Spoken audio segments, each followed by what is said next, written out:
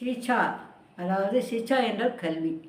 கல்வி கல்வி வள்ளி, வள்ளின்னு போட்டு சீக்ஷா வள்ளின்னு சொல்லுவாங்க. என்றால் பகுதி, அதனுடைய சீக்ஷா வள்ளியுடைய பகுதி தான் லாஸ்ட்டு. அந்த முடிகிறது வள்ளி. சீக்ஷா வள்ளின்னா படிப்பும் முடிகிறதும்னு அர்த்தம். கல்வி பற்றி சிறப்பாக கூறுவதால் இந்த பகுதி சீக்ஷா வள்ளி என்று அழைக்கப்படுது.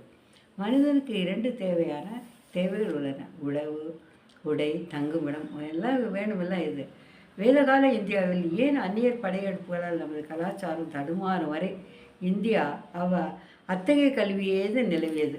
அப்போல்லாம் அந்த காலத்தில் அதே கல்வியை தான் கொடுத்துட்டு வந்தாங்க. வெள்ளைக்காரங்க வந்தவொடனே தான் மாறி போச்சு எல்லாம். குருகுல கல்வி முறை அப்போல்லாம் புற சூழ்நிலை காரணமாகவும் பெற்றோர் சமுதாயம் என்று பலரது ஆதிக்கம் காரணமாகவும் மனம் ஒரு நிறம் பெறும் முன்னரே, அதாவது சிறு வயதிலேயே சிறுவர்கள் அந்த காலத்துலலாம் அறிவொளி பெற்றன. அறிவுனா அறிவு வந்துருச்சு. ஆன்மீகத்தின் உச்சங்களை கண்ட உபநிஷத முனிவர்களைப் போலவே உலகியல் துறைகளிலும் மாமேதைகளையும் பாரதம் தான் உருவாக்கியது. இந்த வாழ்க்கையால் கல்வியால் மருத்துவத்தில் சரகர், சுக்ருதர், வானவியல் ஆரியபட்டர், பாஸ்கரர், கணிதத்தில் பாஸ்கர், லீலாவதி, ஜோதிடத்தில் வராகர், மிகிரர், அரசியலில் சாணக்கியர் என்று நீள்கிறது அத்தகைய பேதிகளின் பட்டியல். நீனும் சாணக்கியெல்லாம் நான் படித்து சொல்லியிருக்கேன் உனக்கு. பிற நாடுகளிலிருந்தும் கடல் கடந்து மாணவர்கள் வந்து படிக்கும்போது நாடாக திகழ்ந்தது பாரம். வெளிநாட்டிலேருந்து வந்து படிச்சுக்கிட்டு இருந்தாங்க. அதற்கெல்லாம் அடிப்படையாக திகழ்ந்தது இந்த வாழ்க்கை கல்வி தான். நம்ம கல்வி. கல்வி என்றால் மந்திரத்தால், இது தெரியுதா அந்த அது அப்படி. கல்வி என்றால் மந்திரத்தால் தீர்க்க முடியாத பிரச்சனையே கிடையாது. உண்மையான கல்வி என்பது தகவல்களை சேகரிப்பதல்ல. அதான் அன்றைக்கி சொன்ன உனக்கு ஞாபகம் இருக்குது. என்ன தகவல்களை மறந்துருப்பண்ணி நான் எனக்கு ஞாபகம் இருக்குது. அதில் உண்மையான இதுன்னா தகவலை சேகரிக்கக்கூடாது. அதுக்கு பேர் அது அந்த நியூஸ் இந்த நியூஸை படித்து என்ன கிடைக்கிது? ஒன்றும் இல்லை. அப்புறம் இப்போ நம்ம இதுக்கு வந்துடலாம். உபநிஷதம் காட்டும் வாழ்க்கை கல்வியின் முதல் அம்சம் பிரார்த்தனை தான். ப்ரேயர் பண்ணு. உயர்ந்த எதையும் சாதிப்பதற்கு பிரார்த்தனை பூர்வமாக வாழ்க்கை தேவை. பூர்வமான வாழ்க்கை தான் நமக்கு வேணும். கொஞ்சம் ப்ரேயர் பண்ணணும். ஒன்றுமே பண்ணாத நான் எல்லாம் பண்ணிட்டேன்னுட்டு சாப்பிட்றதும் உண்கிறதும் தூங்குறதும் தானே நமக்கு வேலையாக இருக்குது. வேறு எதுவுமே இல்லையே. ஆமாம். இந்த பிரார்த்தனையின் மூலம் இயற்கையுடன் ஏவும் ஹார்மோனி வித் நேச்சர் என்கிற கருத்தும் சுட்டி காட்டப்படுகிறது. நாம் ஒவ்வொருவரும் சமுதாயத்தின் ஒரு அங்கம். மனிதர்கள் மட்டுமல்ல, மிருகங்கள், செடி கொடிகள், நதிகள், மலைகள் என்று இயற்கையில் காணப்படுகிற அனைத்துமே சமுதாயத்தின் அங்கங்கள் தான். மனித வாழ்வு வளம் பெற வேண்டுமானால் இந்த இயற்கை சக்திகளை வளம்பெற செய்ய வேண்டும். இல்லைன்னா நாம் செய்யாட்டி அந்த இதே எல்லாம் போயிடும். உலகில் எத்தனை கோடி உயிரினங்கள் இருந்தாலும் அத்தனைக்கும் உணவு வாழ வசதியும் வழங்குவதற்கு அன்னை தயாராகவே இருக்கிறார், இயற்கை அன்னை. ஆமாம், இது இன்றியமையாதது. அன்றைக்கி நான் படிக்கல, உனக்கு அவ்வளோவா விளங்கலை. இன்றைக்கி 2வது சொல்லையில் இப்போ எல்லாம் கொஞ்சம் விளங்குது. அவ்வளோதான். பேணி வாழ்ந்தால் இயற்கையை நாம் பேணி வாழ்ந்தால் இந்த இயற்கையை நாம் அழித்தால் நாமும் அழிவோம். மாறாக நாமும் இயற்கையும் பரஸ்பரம் பேணி வாழ்ந்தால் இயற்கை வாழும், நாமும் வாழ்வோம். நாம் இன்றியமையாது. அவர்களுடன் சேர்ந்து வாழ்வது தான் இன்றியமையாதது. இயற்கையை நாம் அழித்தால் நாமும் அழிஞ்சு போயிடும். அதுதான் இயற்கை சக்திகளானது தேவர்களிடந்து பிரார்த்தனை செய்வதாக அமைந்துள்ள மந்திரங்கள். இவ்வாறு இயற்கையுடன் இயந்து வாழு, அது கூட சேர்ந்து வாழுன்னு சொல்கிறாங்க. இப்போ நான் இது அப்போ இது முதல்ல ஒன்று இது பண்ணணும்ல, அந்த சாந்தி மந்திரம். சன்னோ மித்ரச வர்ணகா சன்னோ பவத் வரியமகா சன்னோ இந்திரோ பிரகஸ்பதி சன்னோ விஷ்ணு ருக்ரமகா நமோ பிரம்மணே நமஸ்தே வாயு त्वमे प्रत्यक्षं ब्रह्मवदिष्यामि त्वमेव प्रत्यक्षं ब्रह्मवदिष्यामि ऋतं वक्ष्यामि सत्यं वक्ष्यामि तन्मामवतु तद्वक्तारामवतु अवधु माम् अवधु वक्ताराम. ஓம் சாந்தி சாந்திகா சாந்திகா. அதான் அதுக்கு என்ன சொல்கிறாங்கன்னா, கடவுள் நமக்கு நன்மை செய்யட்டும். சன்னோ மித்ரசன் வர்ணகா, வர்ணம் நமக்கு மழையை பொழிஞ்சு நல்லா வைக்கட்டும். இதுதான் அது. அரியமான் நமக்கு நன்மை செய்யட்டும். அரியமான்னா அது அரியமான் போடவே இல்லையா அன்றைக்கி. இந்திரனும் பிரகஸ்பதினா வியாழன். இந்திரனும்னா மழையை கொடுக்குறவன், அவனுக்கு நான் வணங்குகிறேன். ஆசிரியர்கள் நான் ஆசிரியரை அந்த பரம்பொருள் என்னை காப்பாராக, அவர் ஆசிரியரை காப்பாராக, என்னை காப்பாராக, ஆசிரியரை காப்பாராக. நான் அவரை காக்கிறேன்னு ஸ்டூடெண்ட் சொல்லக்கூடாது. நான் அவரை காக்கிறேன்னு சொன்னால் அது அர்த்தம் இல்லாமல் போயிடும். அதனால் ரித்தம் என்பது இந்த பிரபஞ்ச இயக்கத்தின் ஒழுங்குமுறை. ரித்தம் அதான் தாளம். அதற்கு அடிப்படையான உண்மையே சத்தியம். சத்தியம் சத்தியம்னு சொல்லிட்டு வந்தோன்னா அது ரித்தம் ரித்தம் ரித்தம்னு வரும். அதுதான் அது. ஏனெனில் இறைவன் அதே இந்த அதற்கு அடிப்படையான உண்மையே சத்தியம். பிரபஞ்சம் இயங்குகிறது ஏனெனில் அதனை பெண்ணின்று இயக்குகிறார். பிரபஞ்சம் என்பது இயற்கையின் சக்திகளின் ஒட்டு மொத்தம்தான். அப்புறம் சீக்ஷாவை பற்றி இப்போ படிக்கிறேன். சீக்ஷா வேதம் ஓதுதல். வாழ்க்கையின் கல்வியின் அடுத்த அம்சமாக வருவது வேத பாராயணம், அதாவது வேதங்களை ஓதுதல். அந்த காலத்தில் தான் இதே தான் சொல்லி கொடுத்தாங்க. அவங்களாம் நல்லா தான் இருந்தாங்க. அப்போ இந்த கல்வியை தான் படிச்சுக்கிட்டு போனாங்க எல்லாத்துலேயும். அவங்களுக்கு தெரிஞ்சதெல்லாம் அந்த ரிஷிகள் சொல்லி கொடுத்தாங்க. அவ்வளோதான். ஷீச்சாம் வியாக்கியா ஸ்மாமாக யா ஸ்மாவகா வர்ணஸ்வரகா மாத்ரா பலம் சாமசந்தானக இத்தியுக்த சீஷாத்தியாயகா அத்தியாயம். சீஷா அத்தியாயம், சீஷா ப்ளஸ் அத்தியாயங்கிறது சீஷாத்தியாயம். அது ரெண்டும் சேர்த்து சொல்கிறது மாதிரி. அதான் உச்சரிப்பை பற்றி விளக்குவோம். ஒலி, ஏற்றம், இறக்கல், நீட்டல், குறுக்கல், உச்சரிப்பதற்கான முயற்சி, நிறுத்தம், தெளிவான உச்சரிப்பு ஆகியவை தான் உச்சரிப்பு பற்றி பாடல். அதெல்லாம் நல்லா உச்சரித்தானா, இல்லைன்னா இல்லை, ஒன்றும் இல்லை. நீட்டல், குறுக்கல், பரஸ்வரம் அதுக்கு பேர், தீர்க்கம், 2 மடங்கு புழுகம் ஆகிய வேத பாராயணத்தை வைக்கிறது. உச்சரிப்பதற்கான முறை. தேவையான இடங்களில் தேவையான எழுத்துக்களை அழுத்தி உச்சரிப்பதன் மூலம் வார்த்தைகளின் பொருளை சிறப்பாக வெளிப்படுத்துதல்.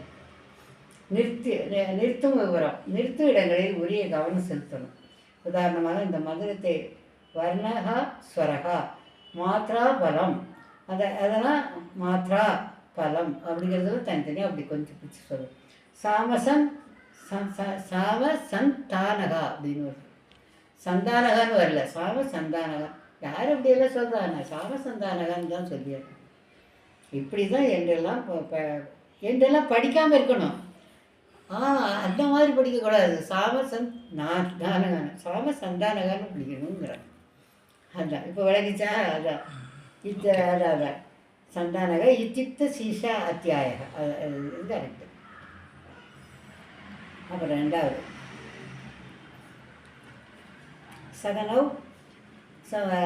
சகனவ் யசகா சகனவ் பிரம்ம வர்ச்சசம் அதாதஸ் சகம் ஹிதாயகா உபனிஷதம் வியாக்கியாமகா. நாம் இருவரும், அதாவது ஆசிரியரும் மாணவரும் பெருமை பெறுவோம்.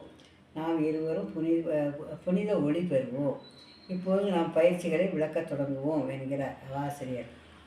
அதான் வியாக்கியானாலே சொல்ல ஆரம்பிப்போம்னு அர்த்தம். வியாக்கியானமெல்லாம் வேண்டாங்கிறாங்களா? அதுதான் மன ஒருங்கிணைப்பு பயிற்சி. 5 சிந்தனைகள் வேணும். அது ஜபம், தியானம், மனம் சம்பந்தமான பயிற்சிகளை செய்ய அமர்ந்தது சாதாரணமாக அனைவரும் உணர்கின்ற உண்மை ஒன்று. மனம் சிதறி தான் கிடக்குது. எப்போ பார்த்தாலும் வெளியில் தான் அது போயிட்டு கிடக்குது. அங்கே உள்ள இப்போ அங்கே சத்தம் போடுறது தான் நமக்கு கேட்கும். வழியில் கிடக்கும் மனம் அதான் பல்வேறு வழிகளில் தூண்டுதல்களாக கிடக்கும். மனம் சிதறி கிடைக்கிறது. ஒரு பகுதி டாக்கா போகுது, ஒரு பகுதி டெல்லிக்கு போகுது, இன்னொரு மனசை திரட்ட வேண்டும். ஒரு இடத்துலேயே குவிக்கணும், ஒரு இடத்துல வச்சுருக்கணும். 16 அணாவில் உள்ள துணி வேண்டுமென்றால் துணிகாரனுக்கு 16 அணாவையும் தான் கொடுக்க வேண்டும் அல்லவா? இதைத்தான் விளக்குகிறார் ராமகிருஷ்ணர். அவர் அவங்களபடியிலேருந்து அது வருது. அப்புறம் பஞ்சஸ்வதி கரணேஷுவ அதிலோகம திக் யவ்சேஷகா மதி ரஜமத் யாத்வம் தா மகா சம்ஹிதா இத்யா அச்சதே. இதெல்லாம் இந்த அச்சதென கூறப்படுகிறதுன்னு அர்த்தம். கடைசியாக இத்யா அச்சதேனா மகா சம்ஹிதா அச்சயே. முக்கியமான சேர்க்கைகளெல்லாம் இங்கே கூறப்பட்டுருச்சு. பிரபஞ்சம், ஒளிப்பொருள், கல்வி, உயிர்களின் உற்பத்தி, உடம்பு ஆகியவை ஆழ்ந்து சிந்திப்பதே அந்த 5 முக்கியமான பகுதிகள். மனம் ஒரு கணம் கூட இடையின்றி சிந்தித்து கொண்டு தானே இருக்குது. எப்போ பார்த்தாலும் அவ்வாறு சிந்திப்பது சிரமமான காரியமும் அல்ல, ஈஸியாக இருக்குது நம்மளுக்கு. இந்த மனமெல்லாம் ஓடுறதெல்லாம் நல்லா இருக்குது. ஆனால் அதை ஒரு பக்கத்தில் குவிக்கிறதுக்கு மட்டும் முடிய மாட்டேங்குது. அது ஒரு வட்டத்துக்குள் சுழற மாதிரி செயல்படுகிறது. இதன் மூலம் மனம் ஒருங்கிணைக்கப்படும். மனம் ஒரு புள்ளியில் தான் இருக்கணும். ஒரு புள்ளியை வச்சுட்டு அந்த புள்ளியவே பார்த்துக்கிட்டு இருக்கணுங்கிறாங்க. இல்லைன்னா ஒரு ஏதாவது ஒன்று, இல்லைன்னா நம்ம நெத்தியில் அந்த அந்த மூக்குக்கிட்ட இருக்கிற இந்த இடத்த பார்க்கணுங்கிறாங்க. இனி பிரபஞ்ச சிந்தனையை பார்ப்போம். இதில் பூமி கீழ்ப்பகுதி, வானம் மேற்பகுதி, இரண்டும் இணைகிறோம். ஸ்பேஸ், வானவெளி அதுக்கு பேர். இரண்டையும் இணைப்பது காற்று. இவ்வாறு பிரபஞ்ச சிந்தனை வேண்டும். வேலை, குடும்பம், நண்பர்கள், அலுவலகம், நம்ம பலரது வாழ்வும் நான் எனது என்ற வட்டத்துக்குள்ளேயே தான் சுருங்குது. இந்த வட்டத்திலிருந்து நாம் வெளியே வரணும். அப்போது தான் வாழ்க்கையை ரசிக்க முடியும். அப்புறம் ஒளிப்பொருள் சிந்தனை. ஒளிப்பொருளுடைய சிந்தனை எப்படி இருக்கணுங்கிறது சொல்கிறாங்க. அதாதிக் யௌஷிதிஷம் அக்னிகா பூர்வ ரூபம் ஆதித்யா உத்தர ரூபம் ஆவா சந்திகா வைத்தியோ தஸ்ய சந்தானம் இத்தியதி இத்தியதி இத்தியதி ஷவ்திஷம் யவ்திஷம் போட்டுது. அது யவ்திஷம்னா ஒளிப்பொருள். இதெல்லாம் சிந்தனை ஒளிப்பொருள்னு அர்த்தம். இத்தியதி அவ்திஷம் யவ்திஷம். இனி ஒளிப்பொருள் சிந்தனையை பார்ப்போம். இதில் அக்னி தான் முற்பகுதி, சூரியன் பிற்பகுதி. அது ரெண்டும் சேர்ந்ததுன்னா தண்ணி கிடையாது உண்டாகுது. இரண்டையும் இணைப்பது மின்னல். மின்னலால் தான் அந்த மின்னல் ஓடுது. ஒளிப்பொருள் சிந்தனை இவ்வாறு செய்யப்படுகிறது. அப்புறம் ஒளிர்கின்ற பொருள்கள் எல்லாம் ஒளிர்வதுடன் பிற பொருட்களையும் ஒளிர செய்யுது. இப்போது சூரியன் ஒளிந்தால் எல்லா உலகத்துக்கே தெரிஞ்சு போயிடுது. அது அப்புறம் இது என்னது நிலா, சந்திரன். அக்னியிலிருந்து தண்ணீர் உருவாகிறது. இது படைப்பின் அடுத்த கட்டம். இயற்கையின் நிகரற்ற ஆற்றலுக்கு முன்னர் ஒரு சிறந்த எடுத்துக்காட்டு. இயற்கையின் ஆற்றலால் அக்னியிலிருந்து தண்ணீர் உருவாகிறது. ஒளியை சிந்திப்பது கடினமாகும். எனவே இது பிரபஞ்ச சிந்தனையை விட சற்று உயர்நிலை சிந்தனை ஆகும். அப்புறம் அதில் கல்வி சிந்தனையை பற்றி சொல்கிறாங்க. இப்போ அதாதி நித்தியம் ஆச்சாரிய பூர்வ ரூபம் அதேவாச யுத்தர ரூபம் வித்யா சந்திகா பிரவச்சனம் சந்தானம் இத்தியதி வித்தியம். இதுதான் வித்தியம் அப்படிங்கிறார். இதுதான் கல்வி பற்றி சிந்தனை பண்ணுறது. இனி கல்வி பற்றி சிந்தனையை காண்போம். இதில் ஆசிரியர் முற்பகுதி, மாணவன் பிற்பகுதி, அதான் சொல்லிட்டேன். அப்புறம் உயிர் சிந்தனை. உயிரை பற்றி நம்ம சிந்தனை பண்ணணும்.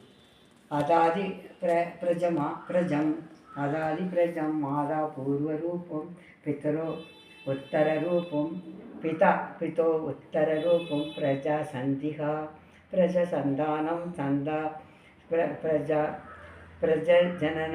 பிரஜனனம் சந்தானம். அடுத்தது ஜனனம் ஆகிறது சந்தானம்.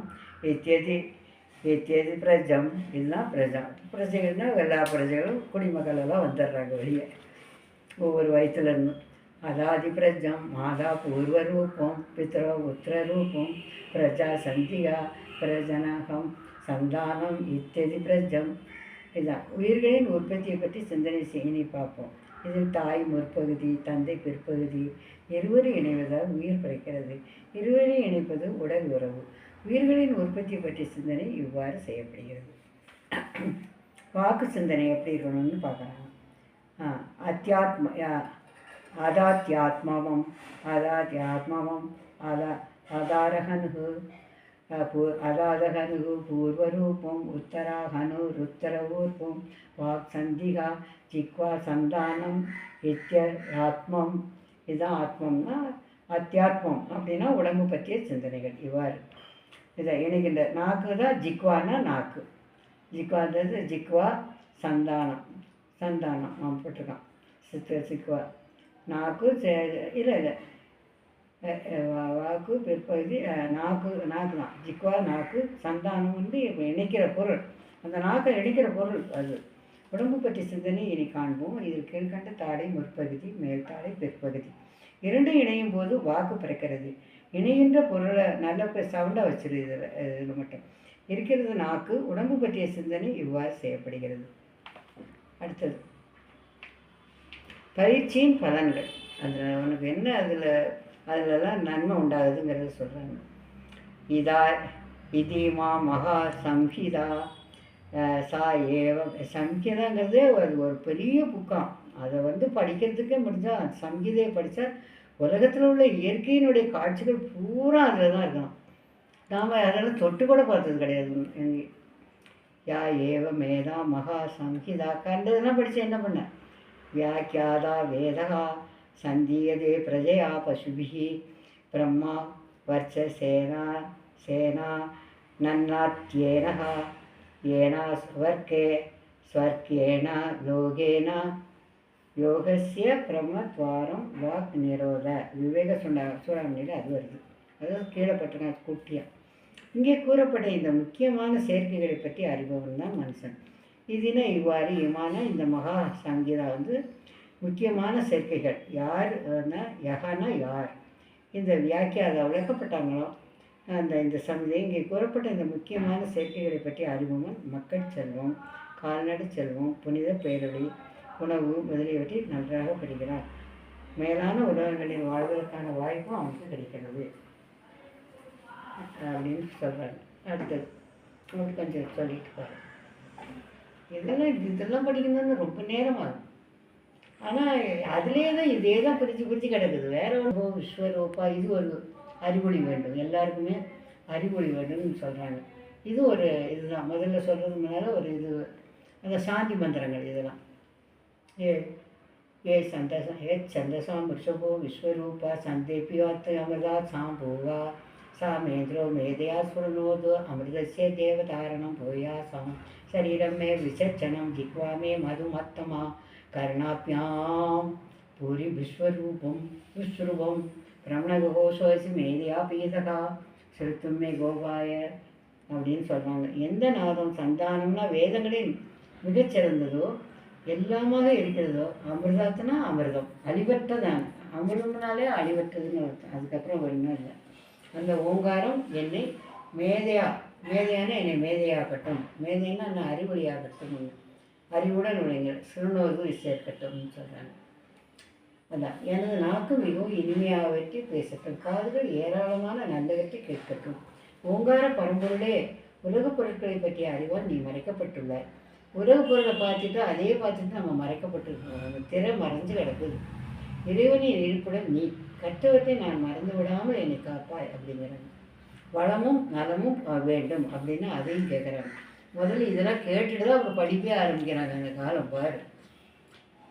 அவஹந்தி விதன்வானா குர்வானா சேராத்மாத்மனஹா வாசாம்சி மமா காவச்ச அன்னபானே சா சர்வதா ததோ மே ஸ்ரீயமாவகா யோமசாம் பசுபி சகா ஸ்வாஹா.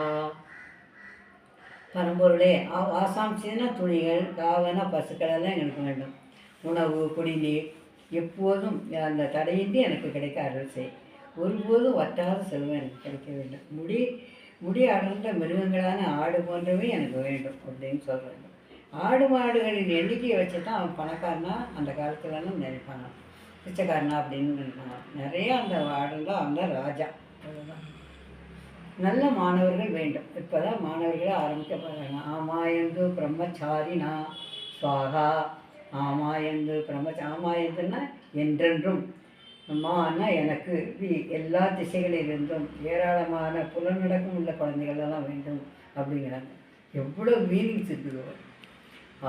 ஆப்யாயந்து அதான் ஆமாயந்து பிராணி சாரிகா சுவாகா விமா ஆயந்து. ரெண்டு இப்படி போட்டிருந்தா ஆயந்துன்னு படிக்கணும்.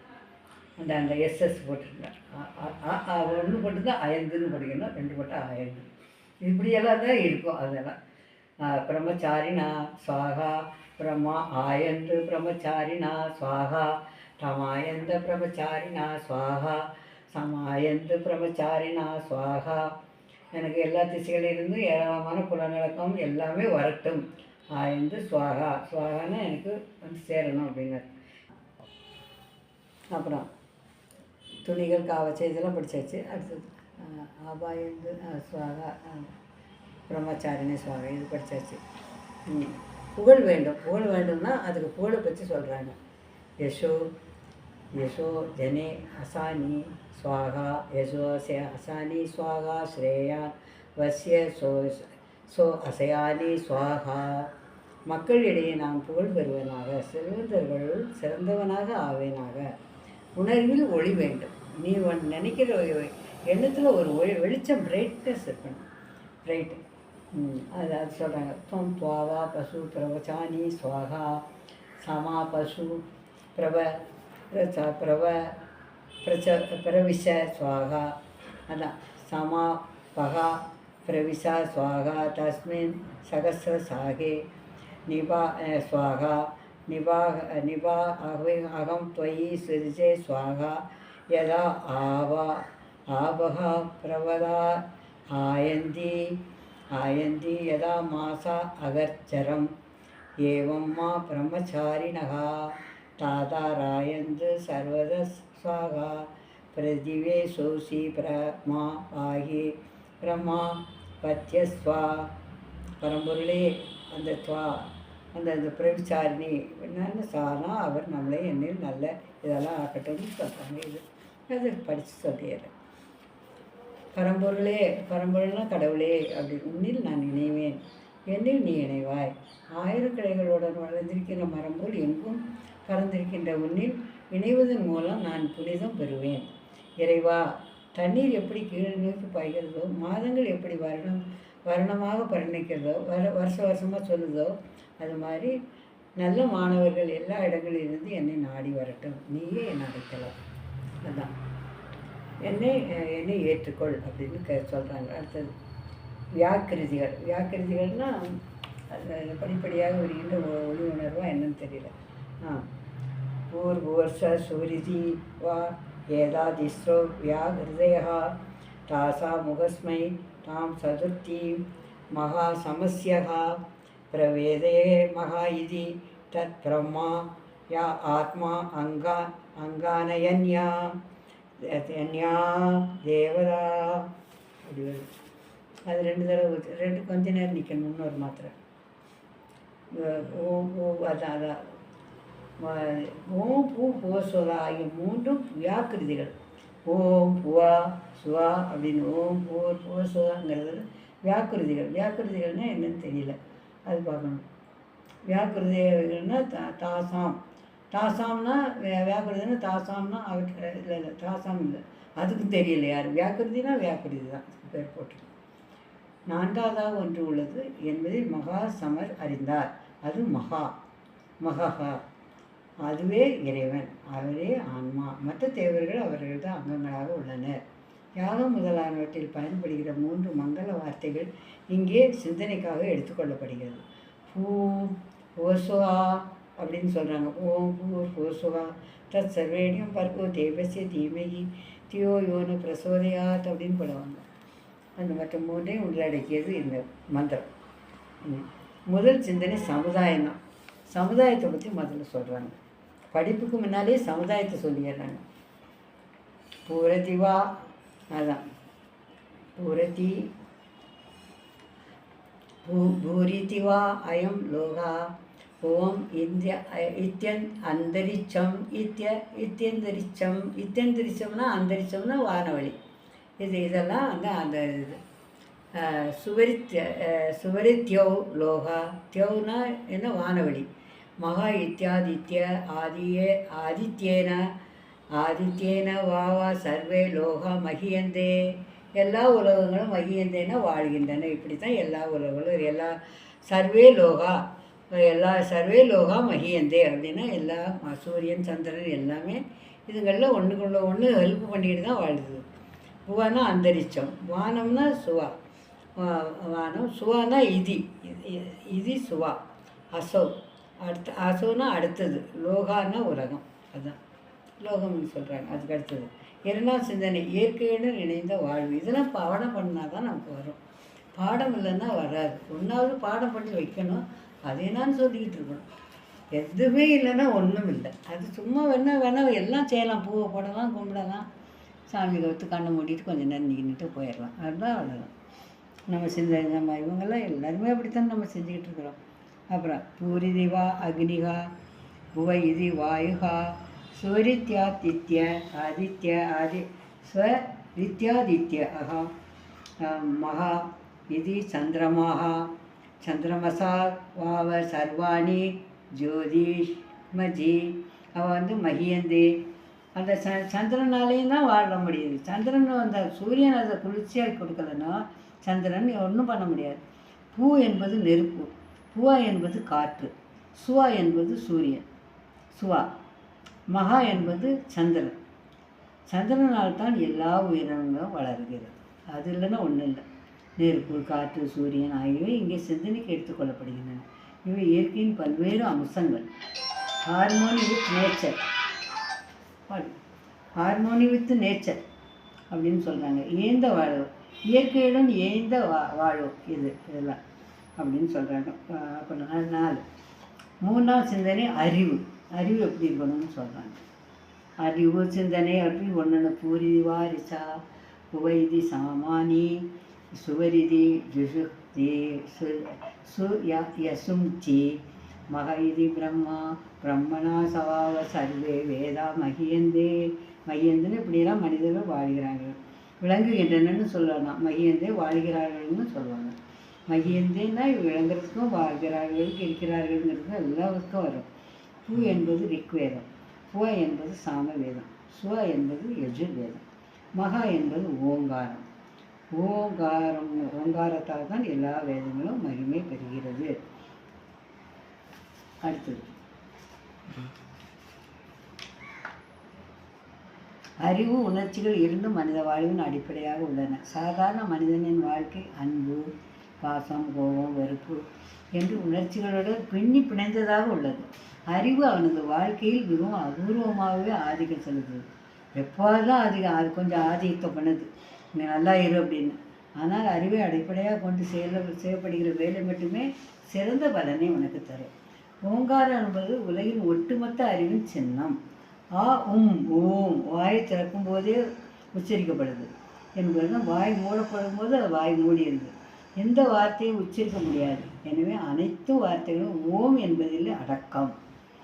4ஆம் சிந்தனை உடம்பை பற்றி சொல்கிறாங்க. இப்போ பூரிதி வை பிராணகா இத்திய பானகா புவா. புவனா இந்த புவனத்துலேருந்து வர்றது. இத்திய பானகானா சாப்பிட்ற பொருள். சுவரிதி யானகா மக இத்திய அன்னம். அன்னம்னா சாப்பாடு. அன்னேன வாவ சர்வே பிராணா மகியந்தே. பூ என்பது பிராணன், புவ என்பது அபானன், சுவை என்பது வியானன், மக என்பது உணவு. உணவினால் தான் எல்லா பிராணங்களும் இயங்குகின்றன. அது இல்லைன்னா அது இல்லை, உலகமே இல்லை. அதுதான் அது ஒன்று இருக்குது. நிறைய ஒன்று பிராணன் இயங்குவது உணவு. அது உணவிலிருந்து தான் பெறப்படும் ஆற்றல். இல்லை என்றால் பிராணனின் இயக்கமே கிடையாது. செத்து போயிடுங்களா? அது யார்?